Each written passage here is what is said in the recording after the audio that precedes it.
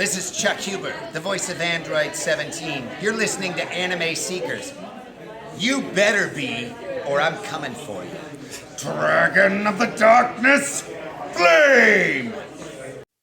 Jedi Squadron is a podcast run by the Anime Secrets website. Check us out at animesecrets.org for more anime, video game, tokusatsu, and now Star Wars content. Remember to follow us on Spotify, Apple Podcasts, YouTube, or wherever you listen to podcasts today. Hello, new Padawans, and welcome to the Jedi Squadron podcast. Here, you will be taking lessons in the many pieces of the Star Wars universe, whether it be the movies, animated series, video games, comics, and etc. This is your training into becoming a Star Wars fan as part of the Jedi Squadron. May your training go well, and may the Force be with you, young Padawans. What is going on, Star Wars Nation? This is the Jedi Squadron podcast presented by animesecrets.org. I am your host, Nathan Dessau. And I'm Rizwan Merpson. And today we are returning to our review of The Acolyte. We are reviewing episodes 6 and 7. We do apologize for not getting a review out of episode 6. Last week we had some issues going on in our personal lives, but thankfully, all is good for now. So we're able to get back. So, for those who have not been keeping up with The Acolyte or anything, go back and check out our previous podcast so that you can get an idea about what's going on. We got a lot to talk about because these two episodes are kind of hit and miss a little bit, but hopefully our previous podcast had made it clear that we're approaching this with a fair and balanced from a fair and balanced point of view. So with that being said, we're going to jump into episode 6, which is called Teach/Corrupt. It's another one of those episodes that where you have one plot mostly revolving around Osha and the other around May.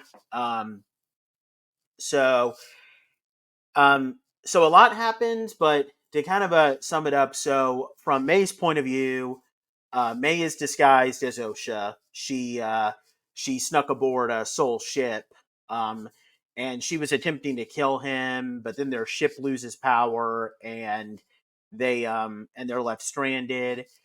Vernestra and a rescue team of Jedi go to Kofar to try and save them.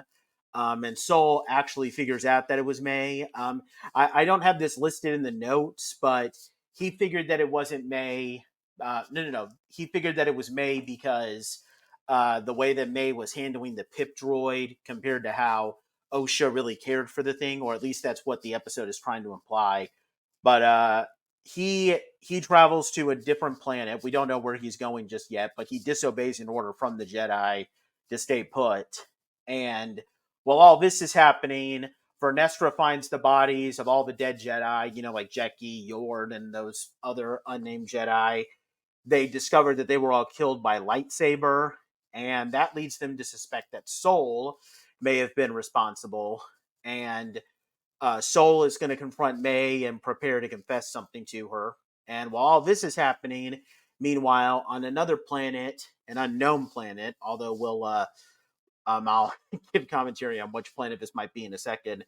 Osha has awakened on this planet. This is where the Stranger, that's the character who Kamir is. They're calling him the Stranger now.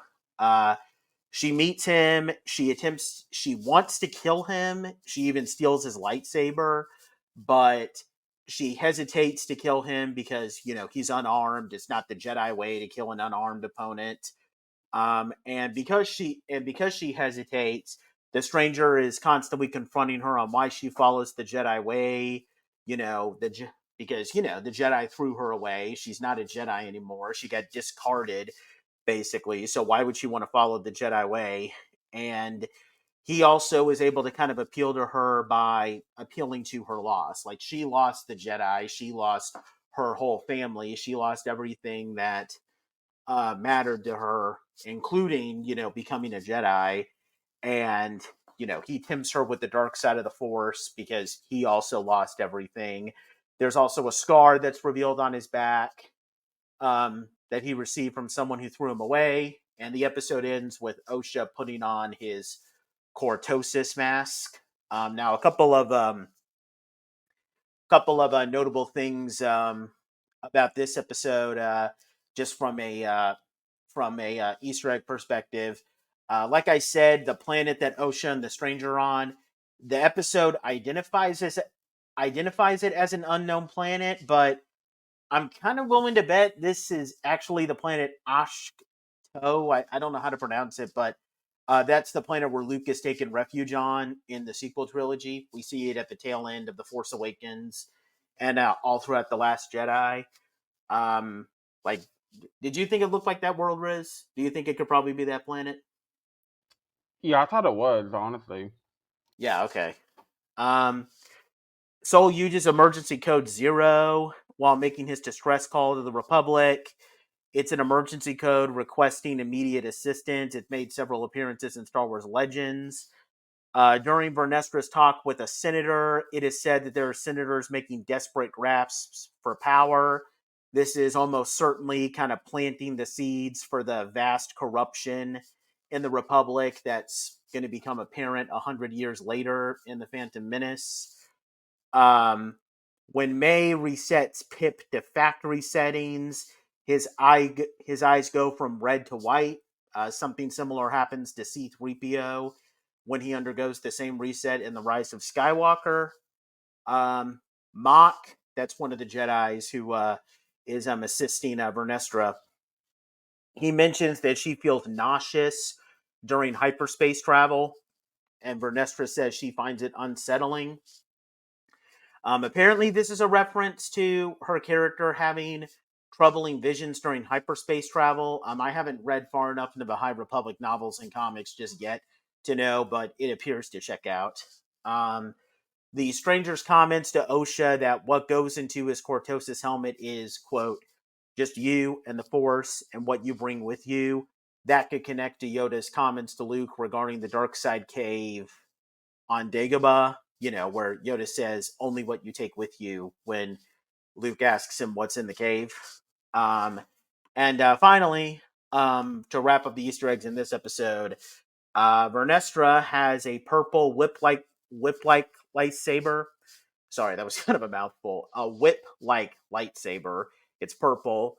And this is its live-action debut. It was established in the High Republic novels and comics. We get to see it in all of its badass glory. That was awesome. So, yeah, that's it for the Easter eggs with this episode. What do we think about this one, Riz? So I'm gonna start off by saying I'm so happy to finally see the light whip in like live action because I first found out about the light whip many years ago.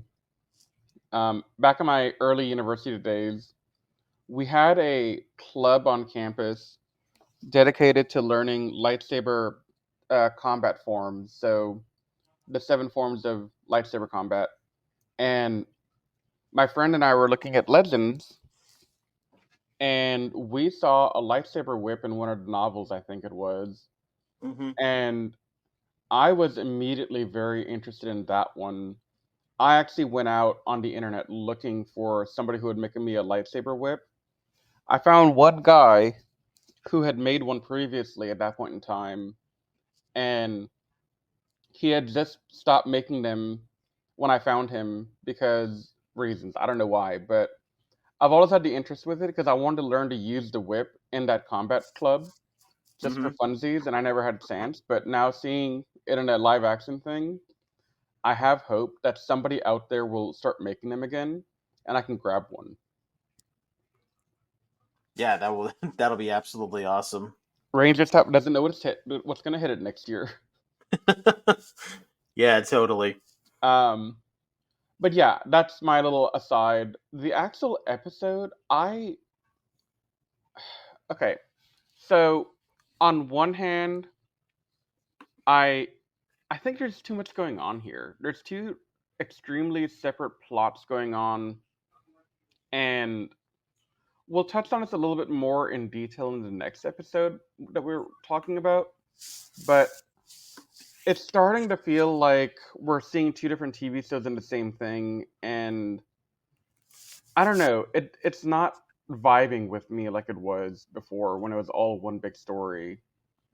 Like the things happening to Osa seem to be self-contained, then the things happening to May seem to be self-contained, and then they have some kind of intersection later on, but elements of what happens at Osa and what happens at May separately remain separate, but the writing just doesn't seem to be there from a story point of view to me.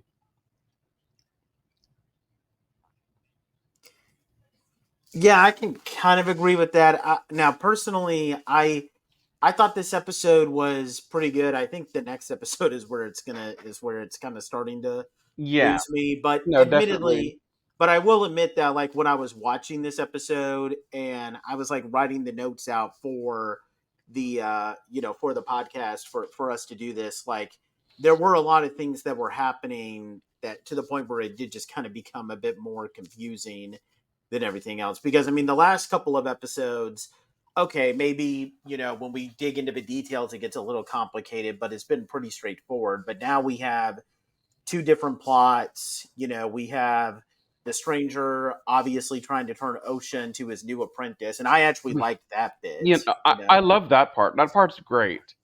I think the stranger story is the more interesting part to me.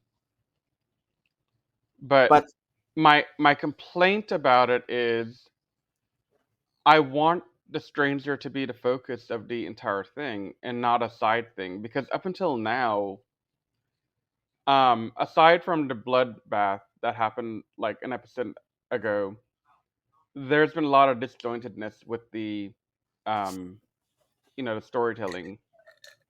uh And it's hard to tell, at the end of episode 6 with 2 episodes left, how do you wrap up any meaningful story about a Sith Lord? And also, how do you wrap up something as complex and interesting and new as what the twins represent to the Star Wars universe?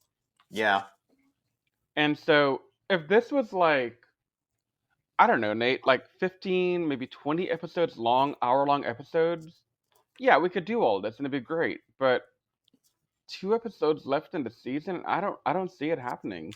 yeah, Um, but I will say I do like the stranger plot a lot more. But he does give aesthetically, not in any other way. Let me be clear about that. Aesthetically, he resembles Kylo Ren quite a bit. yeah. I would agree with that. But I mean, I don't hate Kylo Ren. I just thought that the way he was written was just kind of bad. But I find him to be a bit more of an interesting character. Yeah, Like because he literally makes himself as vulnerable as he possibly can, like literally taking off his clothes and like swimming around naked, trying to, let to pretty much make him as vulnerable as he can so that Osha can reveal himself. And he's making appeals to Osha's, losses. Like he's presenting himself a lot like Palpatine, except maybe in a slightly different way where, Palpatine spent all these years like grooming Anakin and like, trying to tempt him with all these different powers. He's instead saying like, "Hey, I know how you feel. The Jedi are messed up. If you come and work with me, it'll be so much better." It's like, come on, come on, come on. yeah, yeah. No, I don't know. I think Kimmer the Stranger story is very interesting. I think he's much better written than Kylo Ren. Kylo Ren was safted from the get go, in my opinion. But Mm-hmm. we'll talk way more about Kylo Ren next year, I think. Yeah. Um, yeah, I just don't know. Like it, it kind of aesthetically he feels like Kylo Ren. He has a similar kind of mask. Granted, Kylo Ren, I don't think had a Cortosis mask, but the mask aesthetically looks the same. They both do a scene where they're shirtless for no reason except to be shirtless. Yeah. They're both aesthetically the same type of body and build, which is fine. I mean, I get it, but it just seems like a formula we're falling into now. And I'm not saying it's a bad formula. I'm just pointing out that it's turning into a Disney formula for the like antagonist. Mm-hmm. Um, I will also say I think the Stranger's master is going to be Venestra. Because the way the marks on his back are, they're not like a lightsaber sword. They seem more like a lightsaber whip.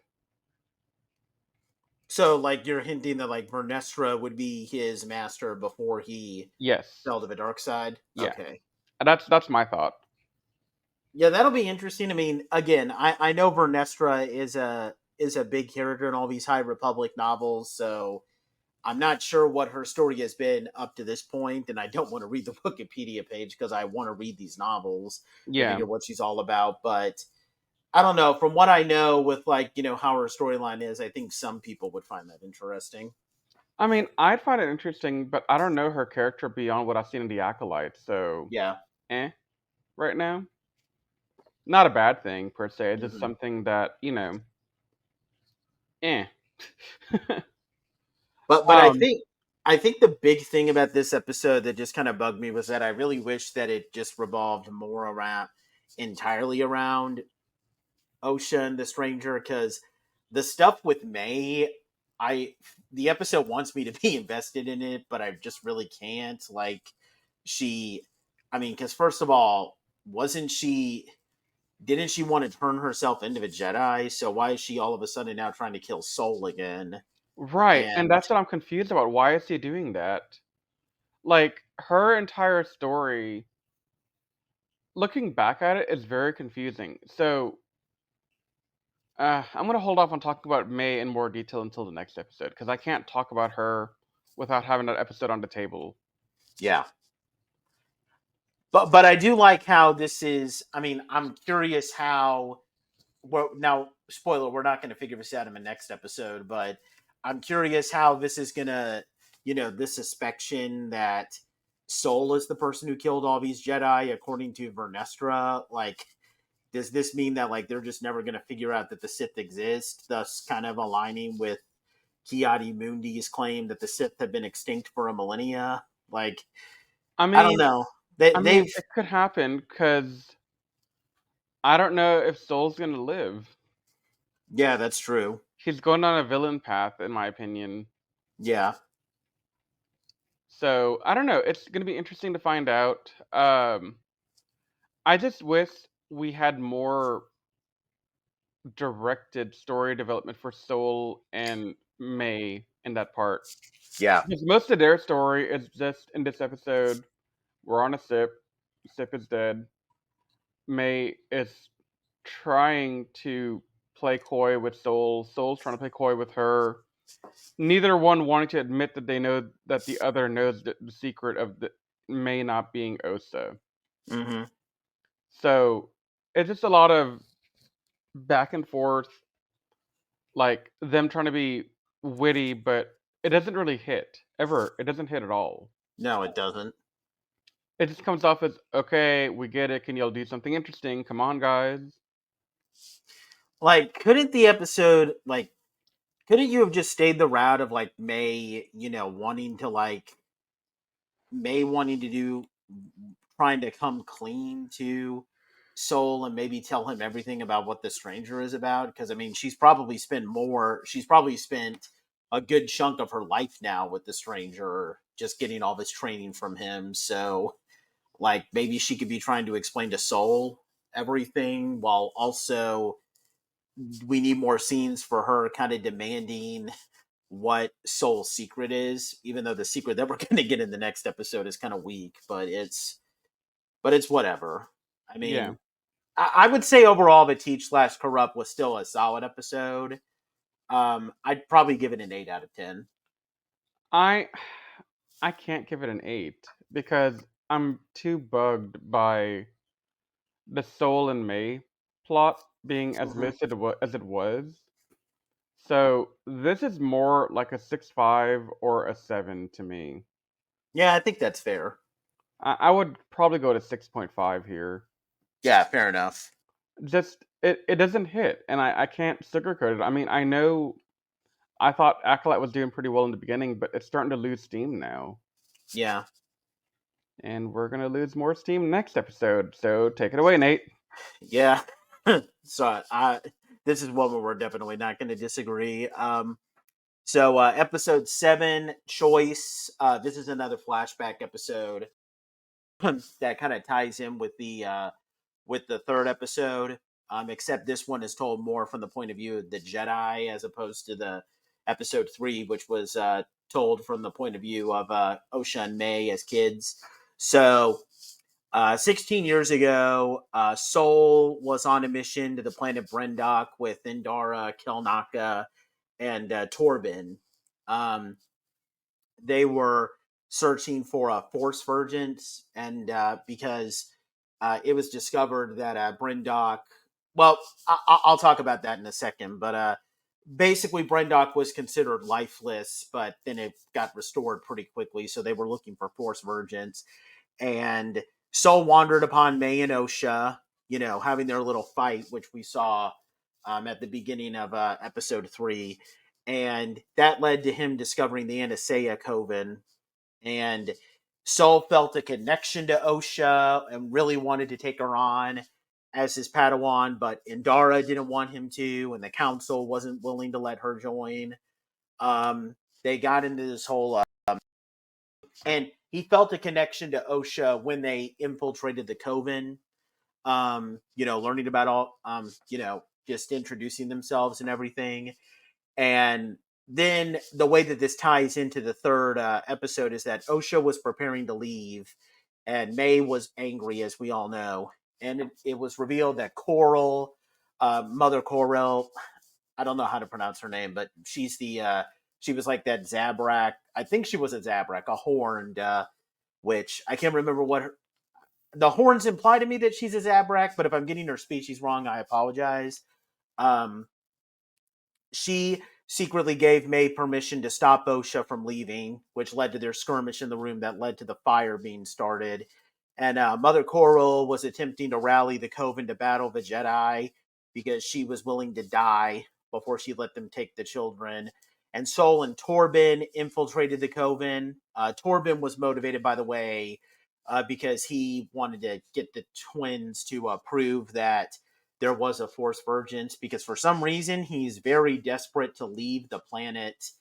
Uh, for which that's a huge problem I have, but we'll talk about that later.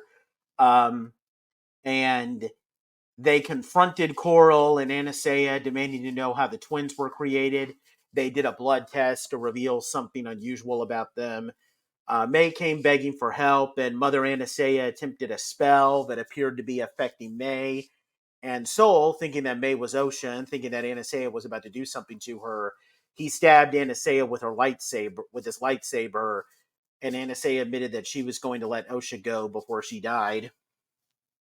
And a fight erupted between the two Jedi and the Coven. Coral possessed Kelnaka and sent him after Torben and Sol, but then Indara freed him, and Sol saved Osha from falling to her death.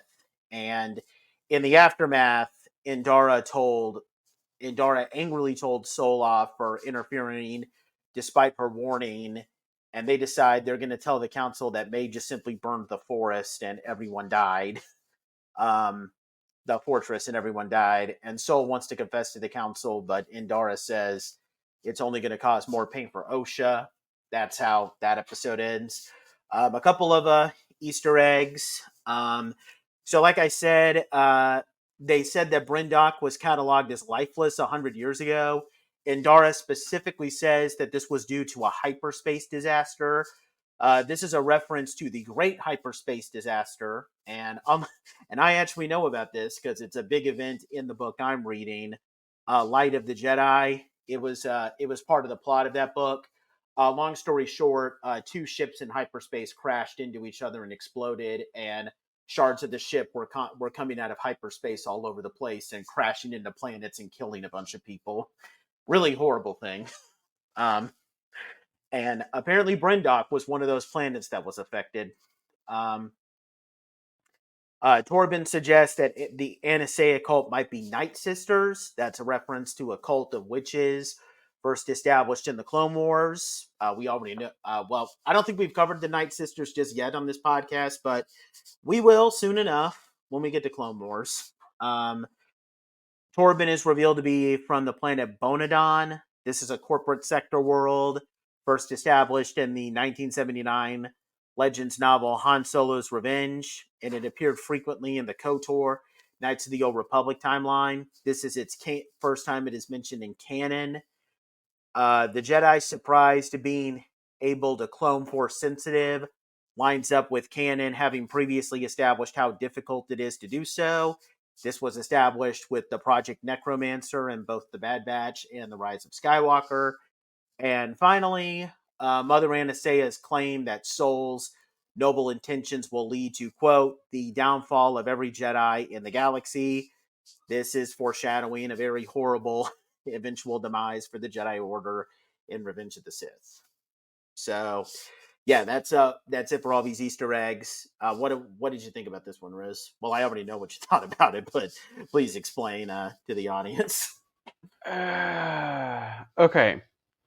So I'm going to start with the positives.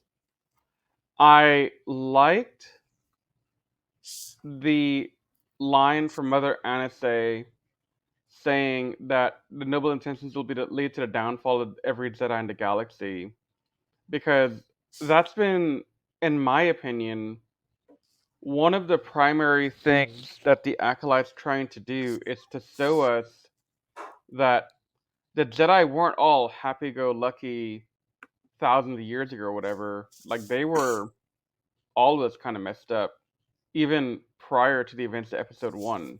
Yep. Because in our Phantom Menace podcast, which has already been published on this podcast feed, we started talking a little bit about how the Jedi are not really cohesive. They're kind of foolish and fooling themselves into thinking they don't they don't know what's going on around them.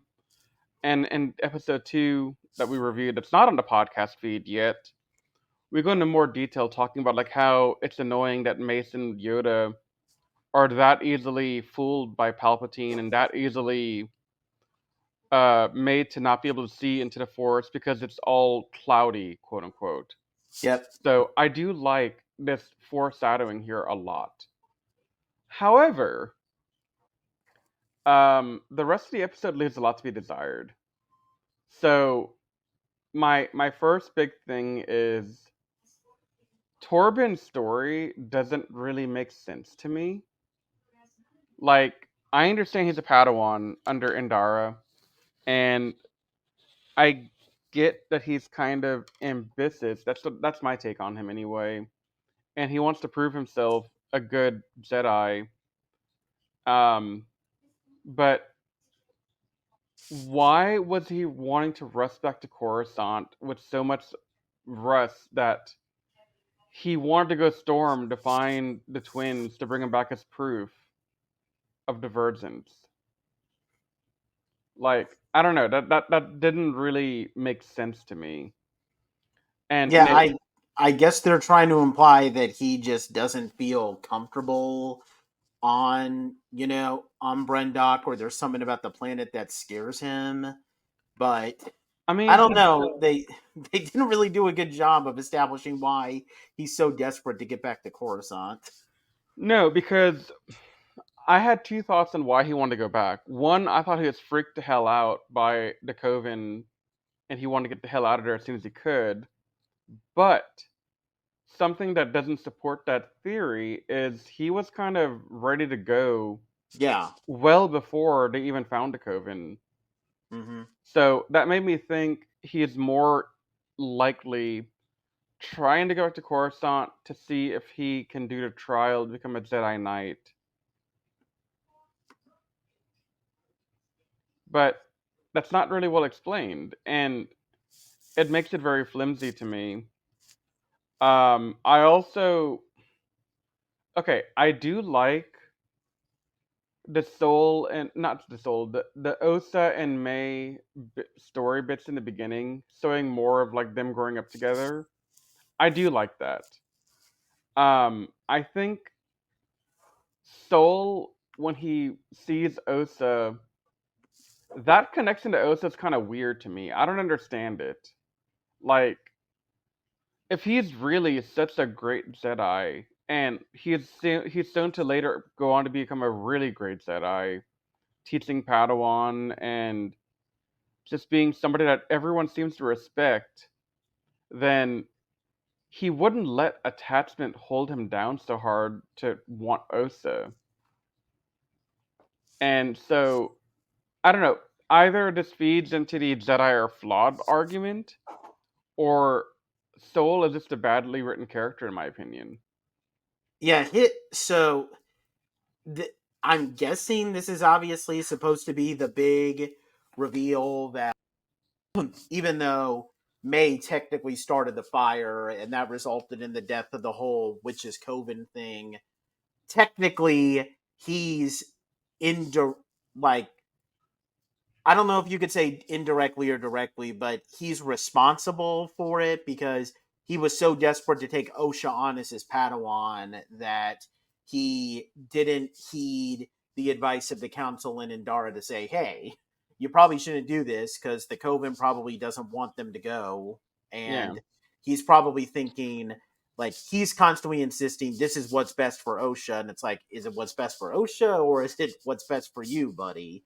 It's And definitely not best for Osa. I mean, I know Osa wants to go, and I get it, but no. Like, dude, come on. Osa's a kid. She doesn't know what she wants. She sees this grand life of adventure ahead of her with the Jedi that are, legendary to her. And of course, she's going to want to go and do that. mhm. And I mean, also, she's having that twin identity crisis that all twins have, where they want to feel like their individuality is respected.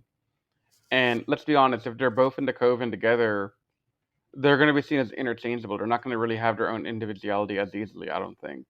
Mm-hmm. But no, like, this Soul is the reason that all this happened. He found the coven, he reported it back. He's the one that got infatuated with Osa and wanted her as his Padawan. No, it's all his fault.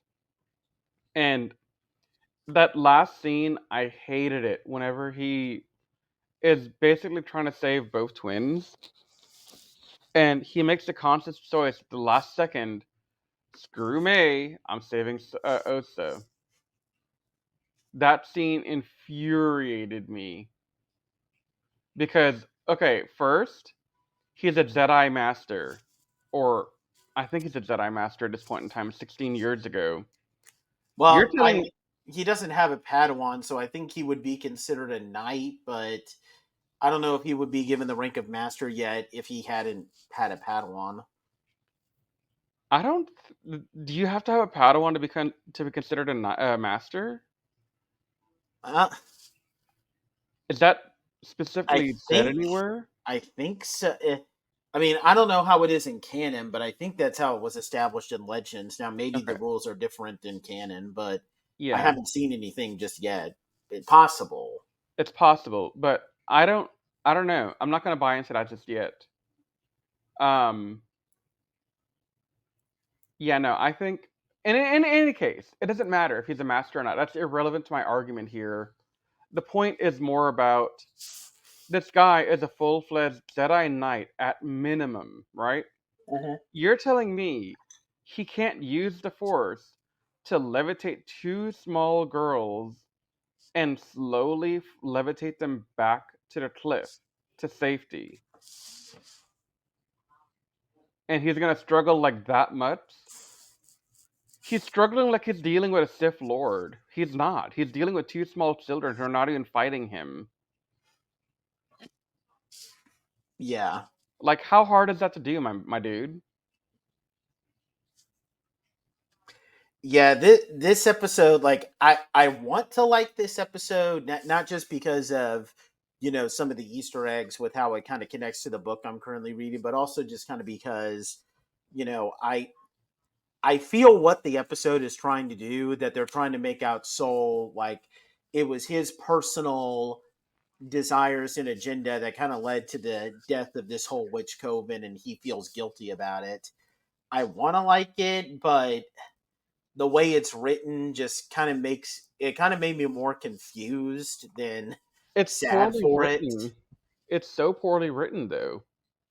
And the stuff with Torben just, I mean, this might be the first time, like, there's people who are constantly whining about how, writing in Star Wars Disney shows is not always the best. And I mean, this is kind of one of those cases where I simply can't defend it. Like, No, this is okay.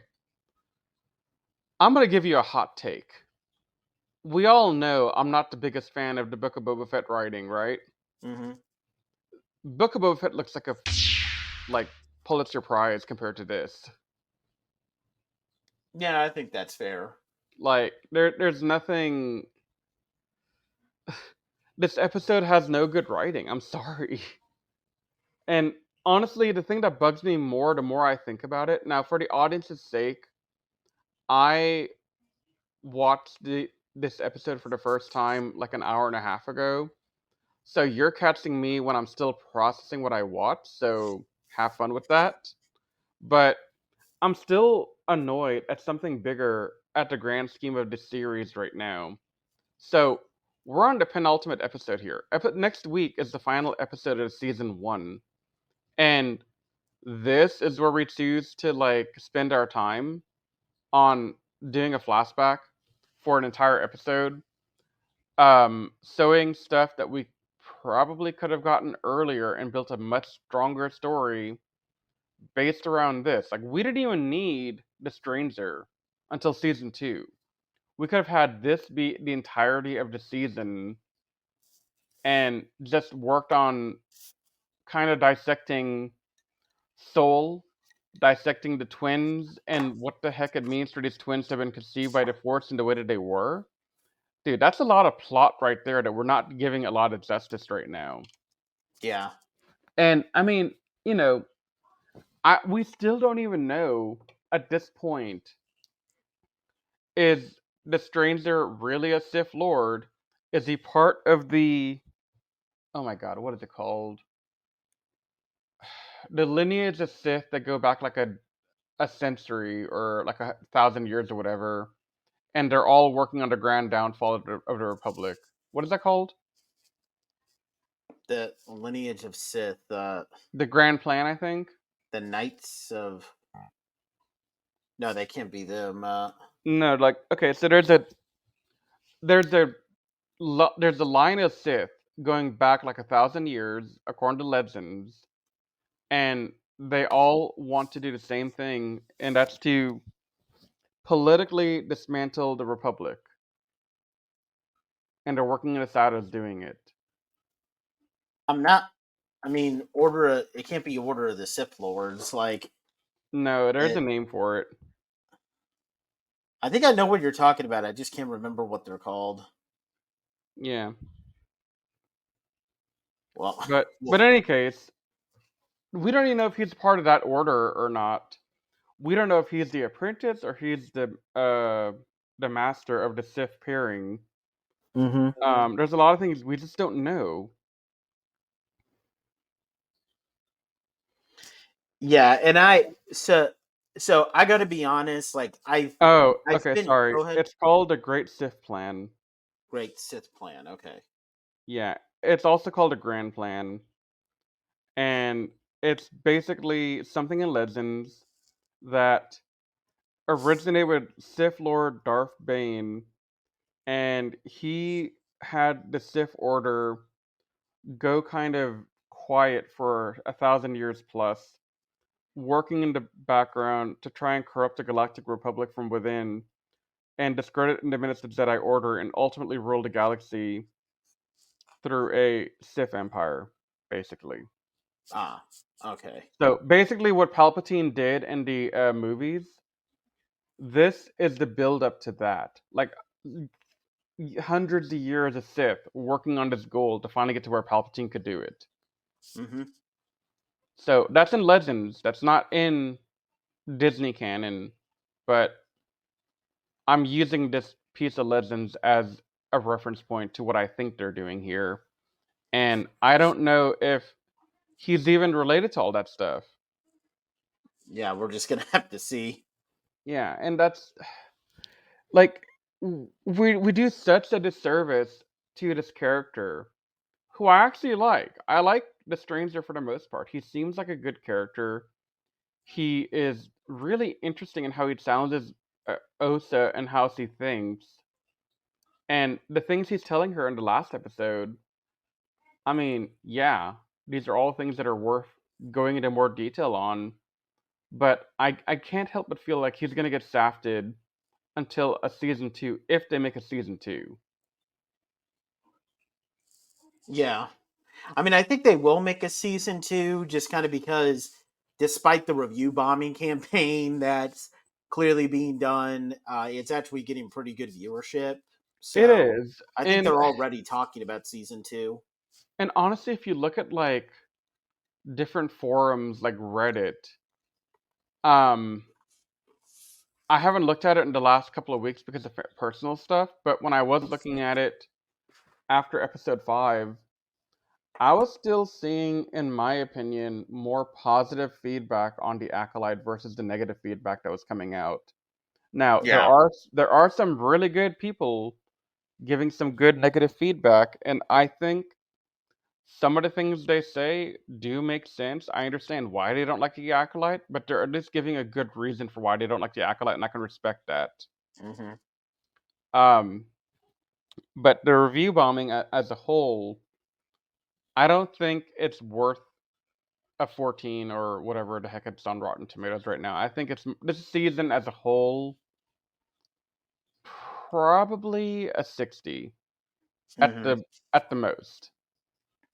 And for people who are saying that there's no proof that it's part of a review bombing thing, okay, I got two refutations to that. One, first of all, really, you're gonna tell me that this is worse than the Star Wars Holiday Special? Really, really? You're gonna tell me it's worse No. than the sequel movies? Yeah, like the Star Wars Holiday Special has like a 24% approval rating on Rotten Tomatoes. You can tell me that this is bad, fair, but there's no way that you can convince me that this is worse than the Star Wars Holiday Special. And two, it has, last I checked, over 25,000 reviews on Rotten Tomatoes, audience reviews, not critic reviews, but on Rotten Tomatoes, over 25,000 when the whole thing hasn't even come out. Meanwhile, season 1 of The Mandalorian, not 3, season 1 of The Mandalorian, which came out 5 years ago, has less than half of that. The Batman, which came out 2 years ago, has less than half of that. Like, there are several major pieces of media that would have received quite a bit of attention, that have been out for years, that have less than half of the audience reviews that this show has. So it's I very mean, obviously a review bombing campaign. And I know that people are going to say, well, how can you say that about the audience review, but then not about the critics reviews? You guys are aware that like critics get to see like advanced screening of these things, right? yeah, So kind of like how critic reviews come out for movies before they get released to the public in theaters. So that doesn't disprove anything. yeah, But yeah. with that being, Also, look go at ahead. Twitter. There, I've seen some posts indicating that people were planning some of the bombing on Twitter in the past. Yeah, and I mean, it's the worst I've seen. I mean, like even the Last Jedi has something that's like above 50%, I think. And people were trying to make the case that like the Last Jedi is the worst movie to ever come out ever. So, No, Rise of Skywalker, my friend. That thing's garbage. We'll get to and that yet, later. ironically enough, that one has a pretty good audience score on Rotten Tomatoes. But The audio's I'll stupid. yeah, I got stuff to say about that, but we'll get to that when we get to it. Yeah. But I do want to say this, like this. So I'm gonna be honest. Like I've been pretty nice to the Acolyte. I've been enjoying these episodes a lot. But this last episode, just to kind of get back to episode 7 here, like this is kind of where I'm starting to kind of lose my ability to defend this show. Like, because it's poorly written, and and I really hate to say this. This is kind of and I hate saying this because I know that there are so many people who are giving the show so much unnecessary hate, and I don't want to sound like I'm one of those people, but it's like the writing here is genuinely bad, and it's kind of difficult for me to get behind this whole thing, especially since the big reveal of like what Soul did. I This has the potential to be a big moment, but it doesn't really hit me as being like the big twist that it really should be. And it it's just difficult for me to defend this show anymore. And I'm hoping that the next episode will fix everything. But yeah, this episode has kind of lost some stock for me, honestly. And I hate to say this, but the only Disney Plus show that I would say that I've enjoyed less than this is probably Book of Boba Fett. Because both the Book of Boba Fett and this show, like, these are two shows where, unlike the other one, well, okay, I have to watch Andor all the way through at some point, but yeah, I know Riz and I couldn't really get into Andor, but of the ones that I was actively watching when they came out, like when a new episode of The Bad Batch came on, I had to see it the minute it came out. When a new episode of Obi-Wan came out, had to see it the minute it came out. When a new episode of Ahsoka came out, had to see it the minute that it came out. Believe it or not, I watched episode 6 for the first time just a couple of days ago, over a week after it came out, you know, in preparation for this podcast. I want to see what's going on, but it just doesn't have me gripped as much. And it's not that, and I'm not going to turn into like one of those like nostalgia nerd types of people like, oh, this show doesn't have any characters that I know, so I don't like it. I'm not like those people, but these new characters that they've created, I mean, I mean, they're not as intriguing. if I'm being honest with you, the characters I did find intriguing were killed like 2 episodes ago. Oh yeah, that's the problem. Like seeing Jackie, and Yor to get killed. Like, In okay, hindsight, I would probably say that that's what's kind of hurt this show stock for me. okay, so in my opinion, Zeki was one of the better written characters.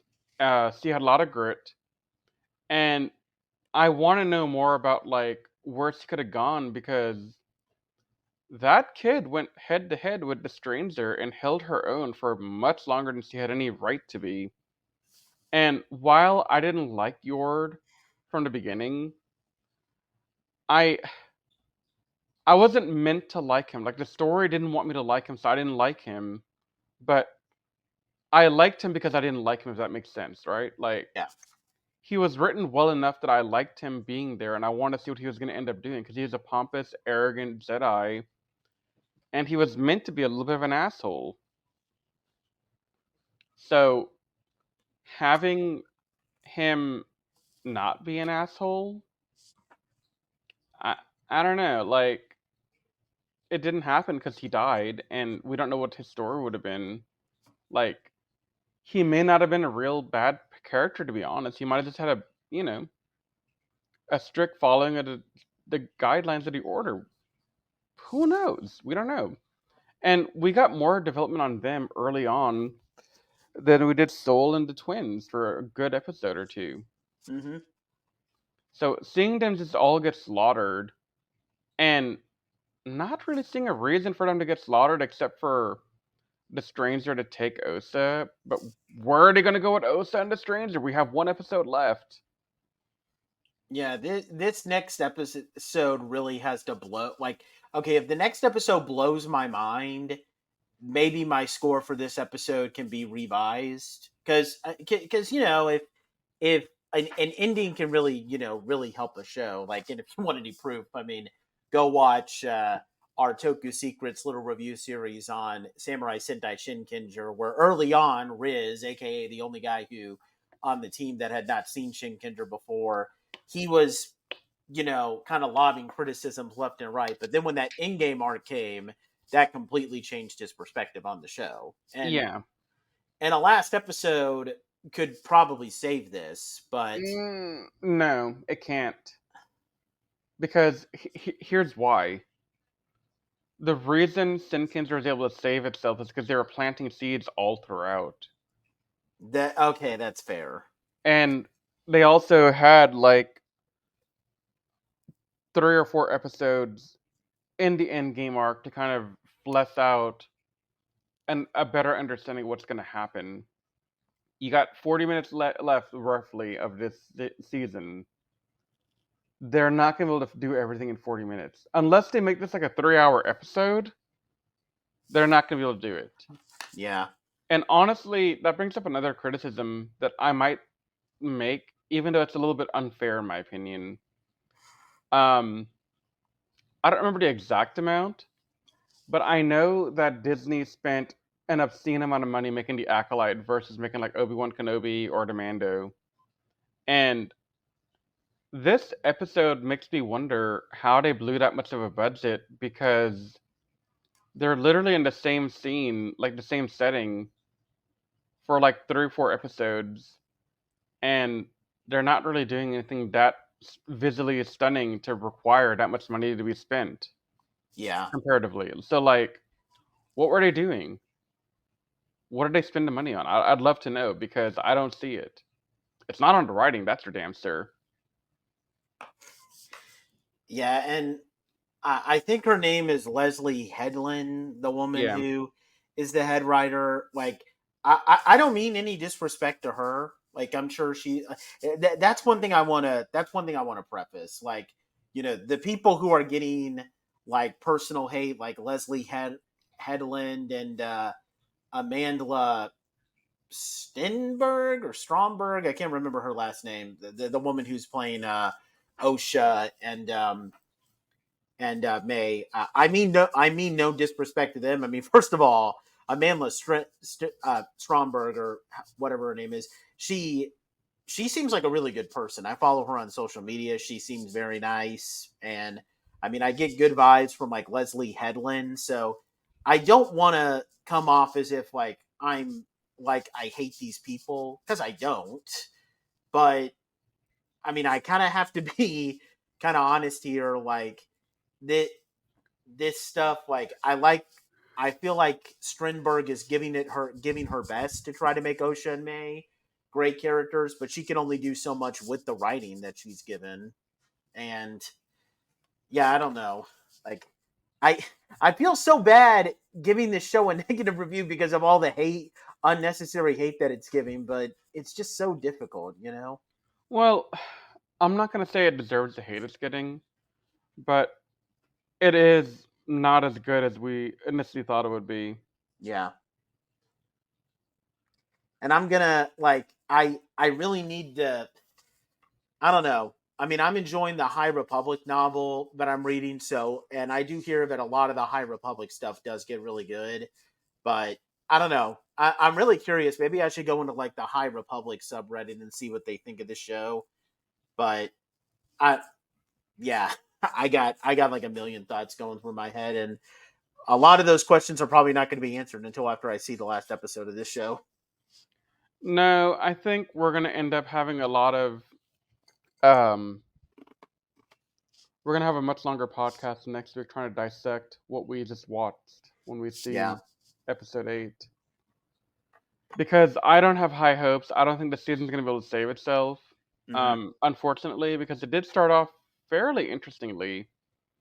Talking to one of our friends, Nate, when I talked to Anthony a couple of weeks ago, one comment he made about why he didn't like the Acolyte is the inconsistency in force usage, and I understood why he said that, given the first scene with Andara dying and how she died with the knife. I Mm-hmm. get why there's some criticism there, and that stuff is valid, and the stuff I'm saying right now is also valid. But they do have some really interesting stuff that I thought would make this season really amazing. Like, we're talking about divergence. We're talking about the twin being conceived from the Force. That would have been linking back to Anakin in some way. We had the possibility of cloning being another thing, and that would have been great for Project Necromancer. And maybe could have been how Palpatine revived at the end, because Project Necromancer did fail at the end of season 3. Yeah. So we still need an answer to how it happened in episode, 9. Yeah. But again, who cares about episode 9? It was garbage. Nobody should watch it. That's true. Let's just stop at The Last Jedi and wait until Filoni fixes everything else. Yeah, and when they do another, like, okay, I don't want to imply that, like, they shouldn't do any more High Republic shows, because they should. I feel like the High Republic is a very interesting era to cover, but if you're going to do a High Republic thing, I don't know, maybe you should definitely let Dave Filoni have his hand at it, because, I And mean, that's what I was telling Anthony, is that this didn't have Filoni's fingers on it. And so continuity is kind of breaking here and there with the Acolyte, with the rest of the universe that Filoni's crafting right now. yeah.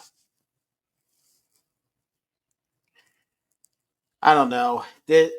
I really hate to do this. Because I really don't want to make it seem like I'm just jumping on the bandwagon of people hating on this show, but I can't bring myself to give this last episode anything more than a 4 out of 10. You're still being nicer than me. What are you gonna give it? A 3. Yeah. Okay. Fair. Yeah, this is definitely going to be a 3 because Yes. it's garbage. Like the writing is so bad. Soul is so weak as a Jedi Knight. He can't save 2 girls. Come on, dude. Come on. Yeah. Um, I also Kelnaka, my dude. You're a Jedi Knight. How did you get turned to like the witch's like control for a little bit there? Like, I don't get it.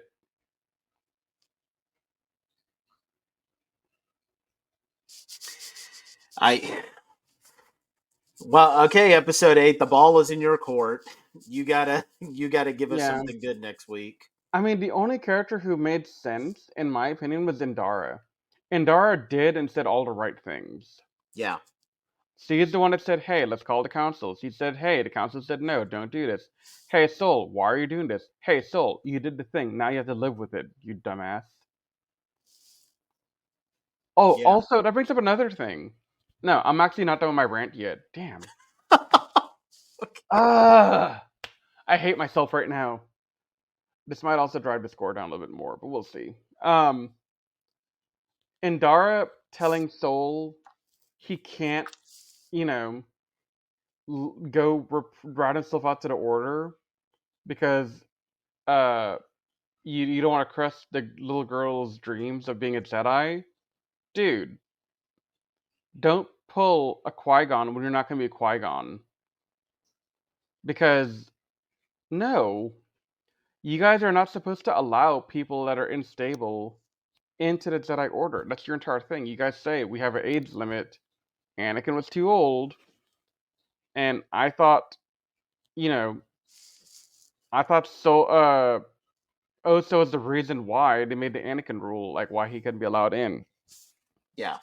But also, all the loss of stuff, like her, like the attachment issue. If she knew Soul had an attachment issue, she should have nipped that in the bud and said, "Sorry, we can't take on Osa, or no, we can take on Osa, but you can't be her master Soul." She should have done that, Hmm. but she didn't, and that's also terrible.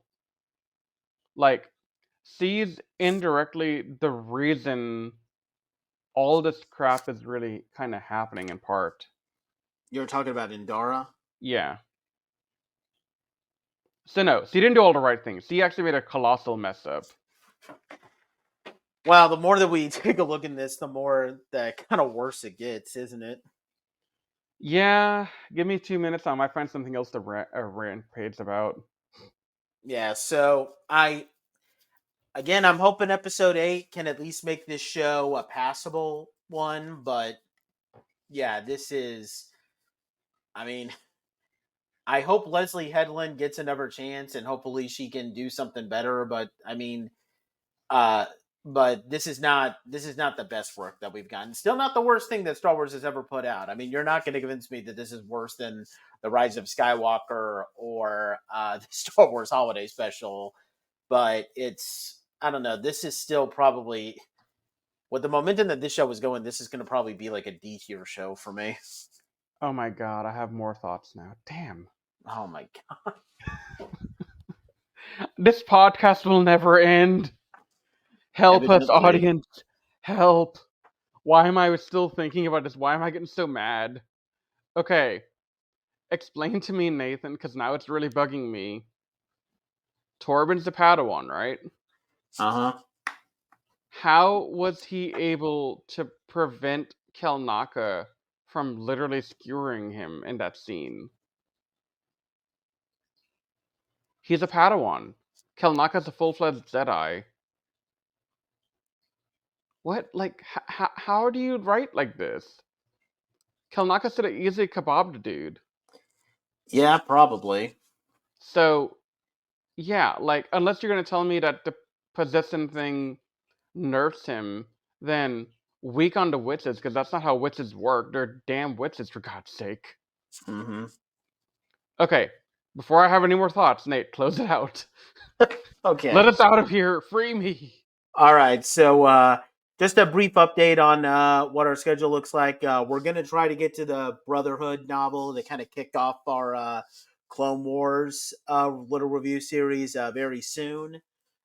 So definitely look forward to that. We will cover episode 8 of The Acolyte when it comes out.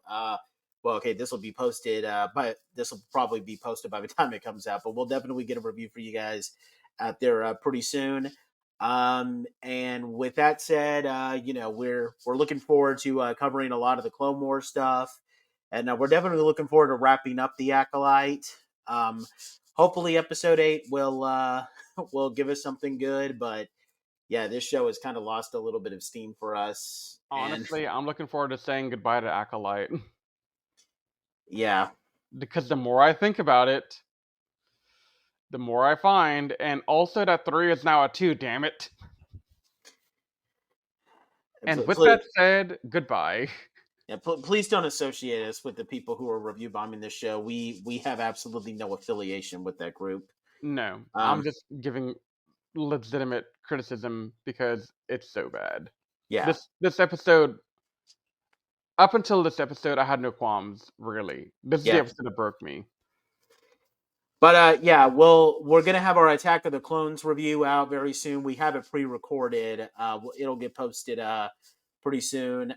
With that said, we'll see you guys next time when we review the Acolyte episode 8. We'll see you for our Clone Wars, for our Attack of the Clones and Brotherhood. We're looking forward to bringing you guys a lot more content here on the Jedi Squadron. But until then, you guys stay safe. May the Force be with you. If you enjoy us here on the Jedi Squadron, then please consider checking out our other content, including the Animated Classified podcast and the Toku Secrets podcast, which you can find on YouTube, Spotify, iTunes, or on our website, animesecrets.org. And if you have anything that you would like for us to review that hasn't already been covered here on the Squadron, feel free to leave any commentary, whether it be in the YouTube comments down below or by reaching out to us personally on our website.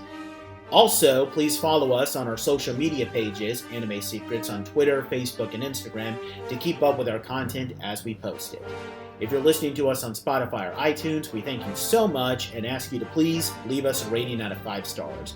If you're watching this on YouTube, please subscribe to the channel if you're not already subscribed, like the video, and leave any comments down below that you may give in your commentary or stuff you want us to review, and so on and so forth, and we will give your commentary a shout out on the Squadron, as we absolutely love to give our fans the shout outs that they deserve.